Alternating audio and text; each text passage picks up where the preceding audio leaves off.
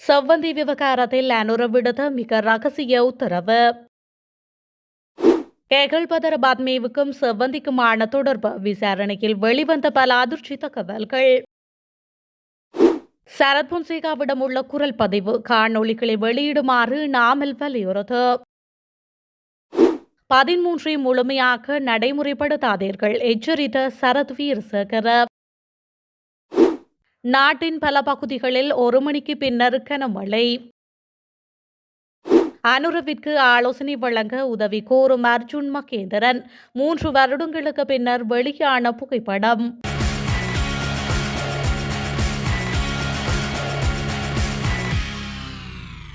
இஷாரா செவ்வந்தி விவகாரத்தில் மிக ரகசியமான நடவடிக்கையொன்று ஜனாதிபதி அனுரகுமார திசாநாயக்கவின் ரகசிய உத்தரவுக்கு அமைக்க போலீஸ் மட்டத்தில் மேற்கொள்ளப்பட்டுள்ளது என்று தகவல்கள் வெளியாகியுள்ளன. கொழும்பு ஆளத்கடை நீதிமன்றத்திற்குள் பாதாள குழு உறுப்பினர் கனேமுள்ள சஞ்சீவ சுட்டுக்கொலை செய்யப்பட்ட சம்பவத்தின் பிரதான சூத்திரதாரியாக கருதப்படும் இஷாரா செவ்வந்தியை கைது செய்வதற்காக போலீஸ் அதிகாரி நேபாளத்துக்கு செல்வதற்கு முன்னர் இந்த நடவடிக்கை எடுக்கப்பட்டதாக தெரிவிக்கப்படுகின்றது. செவ்வந்தி நேபாளத்தில் இருக்கின்றார் என்ற விடயத்தை போலீசார் அறிந்த பின்னர் அவருடைய ஒவ்வொரு நகர்வுகளையும் நுட்பமாக அவதானித்து வந்துள்ளனர். இதையடுத்து செவ்வந்தியை கைது செய்வதற்காக சிரேஷ்ட போலீஸ் அதிகாரியான ரோஹான் ஒலுகல நேபாளத்துக்கு செல்வார் என்று தீர்மானிக்கப்பட்டது.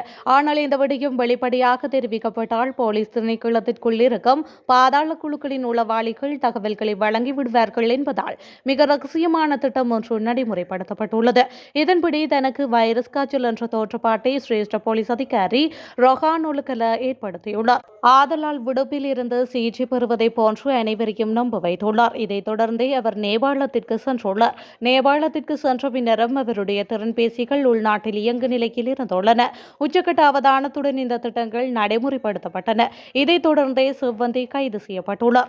கொழும்பு ஆளத்கடை நீதிமன்றத்திற்குள் பாதாள குழு உறுப்பினர் கனேமுள்ள சஞ்சீவ சுட்டுக் கொல்லப்பட்ட பின்னர் மத்தகம பகுதிக்கு சென்ற செவ்வந்தி தனது முடியை கட்டையாக வெட்டிக் கொண்டு ஆள் அடையாளத்தையும் மாற்றியுள்ளார். அதன் பின்னரே யாழ்ப்பாணம் வந்து இங்கிருந்து படகு மூலம் இந்தியா சென்றுள்ளார். சுபுன் என்பவரை அவரை காரில் யாழ்ப்பாணத்திற்கு அழைத்து சென்றுள்ளார். இந்தியாவில் இருந்து ரயில் மூலமே செவ்வந்தி நேபாளம் சென்றுள்ளார். இங்கு தலைமுறைவாக்கி இருந்த போது கைது செய்யப்பட்டுள்ளார். இதேவேளை நேபாளத்தில் கைது செய்யப்பட்டு இலங்கைக்கு அழைத்து வரப்பட்ட இஷாரா செவ்வந்தி உள்ளிட்ட குழுவை 72 மணி நேரம் போலீஸ் தடுப்பு காவலில் வைத்து விசாரணை செய்ய போலீசாருக்கு அனுமதி வழங்கப்பட்டுள்ளமையும் குறிப்பிடத்தக்கது. முன்னாள் ராணுவ தளபதி சரத் பொன்சேகா வசம் குரல் பதிவு காணொலிகள் இருந்தால் அதை அவர் வெளியிட்டாக வேண்டும் என்று ஸ்ரீலங்கா பொதுஜன பெரமுன கட்சியின் தேசிய அமைப்பாளர் நாமல் ராஜபக்ஷ தெரிவித்துள்ளார். ராஜபக்ஷக்கள் தொடர்பாக சரத் பொன்சேகா வெளியிட்டுள்ள கருத்துக்கள் மற்றும் காணொலி வெளியிடும் விவகாரம் என்பன தொடர்பில் ஊடகங்களால் எழுப்பப்பட்ட கேள்விக்கு பதிலளிக்கும் போதே அவர் இவ்வாறு குறிப்பிட்டுள்ளார். இது தொடர்பில் அவர் மேலும் தெரிவிக்கையில், சரத் பொன்சேகாவின் இயல்பு அது. முன்னரும் அவர் அப்படித்தான். குரல் பதிவு இருந்தால் அவர் அதனை வெளியிடட்டும். அதற்குரிய உரிமை அவருக்கு உள்ளது. கோட்டாபய ராஜபக்ஷ சரத் பொன்சேகாவுடன் நம்பி கதைத்திருக்கக்கூடும். ஆக அதை வெளியிட்டால் தற்பொழுது சரத் பொன்சேகாவை நம்புபவர்களின் நிலை என்னவென்று சொல்வது என்று அவர் மேலும் கேள்வி எழுப்பியுள்ளார். தனது முன்னாள் காதலரும் போதைப்பொருள் கடத்தல்காரருமான ஒருவர் மூலம் கேகல்பதர பத்மே என்பவரை தான் அறிந்து கொண்டதாக இஷாரா செவ்வந்தி விசாரணையில் தெரிவித்துள்ளார். கனேமுள்ள சஞ்சீவ கொலை வழக்கின் முக்கிய சந்தேக நபர்களில் ஒருவரான இஷாரா செவ்வந்தி நேபாளத்தில் இருந்து கைது செய்யப்பட்டு இலங்கைக்கு அழைத்து வரப்பட்டதை அடுத்து கொழும்பு மாவட்ட குற்றப்பிரிவினரால் தற்பொழுது தடுத்து வைக்கப்பட்டு விசாரிக்கப்பட்டு வருகின்றார். அவரிடம் மேற்கொள்ளப்படும் விசாரணையில் பல தகவல்கள் வெளியாகியுள்ளன. மேலும் கனேமுள்ள சஞ்சீவ கொலை வழக்கின் துப்பாக்கிதாரி என்று கூறப்படும் சமிந்த தில்ஷான் பியூமங்க என்பவரை பத்மே தனக்கு அறிமுகப்படுத்தியதாகவும் இஷாரா விசாரணை அதிகாரிகளிடம் தெரிவித்துள்ளார். எப்படியாவது அவனை வைத்து வேலையை செய்து கொள்ள என்று பத்மே தனக்கு கூறியதாகவும் அவர் தெரிவித்துள்ளார். இதன்படி அவருடன் நெருக்கமான உறவை ஏற்படுத்திக் கொண்டு கொலையை செய்யுமாறு தான் அவரை இயக்கியதாகவும் இஷாரா தெரிவித்துள்ளார். கேகல்பதர பத்மேயுடனான நட்பு காரணமாக கொலைக்கான எந்த பணமும் பெறவில்லை என்றும் அவர் விசாரணை அதிகாரிகளிடம் கூறியுள்ளார்.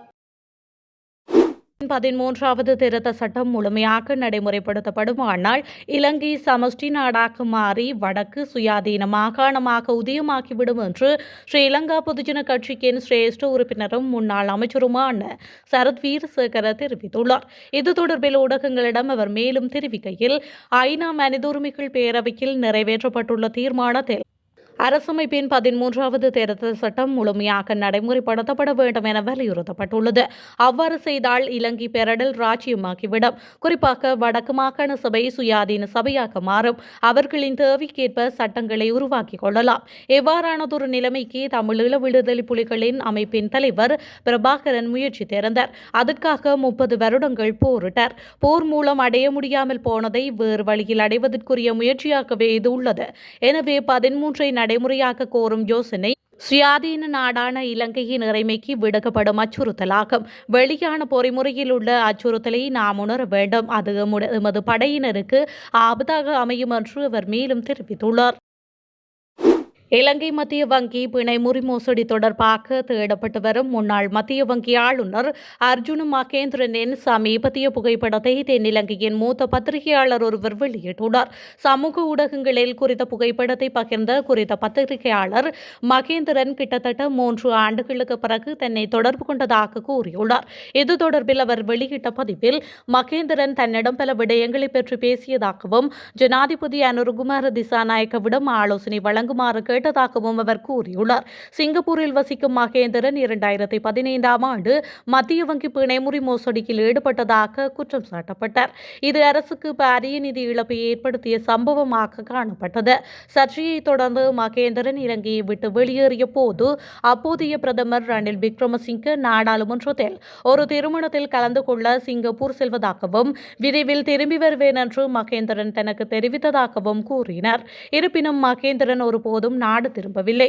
ஜனாதிபதி தேர்தல் பிரச்சாரத்தின் போது ஜனாதிபதி அனுரகுமார திசாநாயக்க சட்ட நடவடிக்கைகளை எதிர்கொள்ள மகேந்திரனை இலங்கைக்கு மீண்டும் அழைத்து வருவதாக உறுதியளித்திருந்தார். இருப்பினும் இருதரப்பு ஒப்படைப்பு ஒப்பந்தம் இல்லாததை காரணம் காட்டி சிங்கப்பூர் முன்னர் இலங்கையின் ஒப்படைப்பு கோரிக்கையை நிராகரித்தமையும் குறிப்பிடத்தக்கது. நாட்டில் பெரும்பாலான பகுதிகளில் பிற்பகல் 1 மணிக்கு பிறகு மழை அல்லது இடியுடன் கூடிய மழை பெய்யக்கூடும் என வளிமண்டலவியல் திணைக்களம் எதிர்வு கூறியுள்ளது. வளிமண்டலவியல் திணைக்களம் இன்று வெளியிட்டுள்ள அறிக்கையில் இதனை தெரிவித்துள்ளது. சப்ரகமுவ, மத்திய, ஊவா, வடமத்திய மற்றும் வடமேல் மாகாணங்களில் சில இடங்களில் 100 மில்லிமீட்டருக்கும் அதிகமான ஓரளவு பலத்த மழை வீழ்ச்சி எதிர்பார்க்கப்படுகின்றது. மேல் மற்றும் தென் மாகாணங்களின் கடலோர பகுதிகளில் காலை வேளையிலும் மழை பெய்யும் என எதிர்பார்க்கப்படுகின்றது.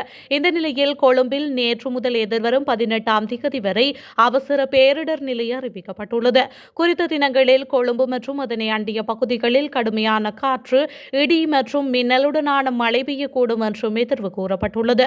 இடியுடன் கூடிய மழை பெய்யும் வேளைகளில் தற்காலிகமாக அதிகரித்து வீசக்கூடிய பலத்த காற்று மற்றும் மின்னல் தாக்கங்களினால் ஏற்படக்கூடிய பாதிப்புகளை குறைத்துக் கொள்ள தேவையான முன்னெச்சரிக்கை நடவடிக்கைகளை எடுத்துக் கொள்ளுமாறு பொதுமக்கள் அறிவுறுத்தப்படுகின்றார்கள்.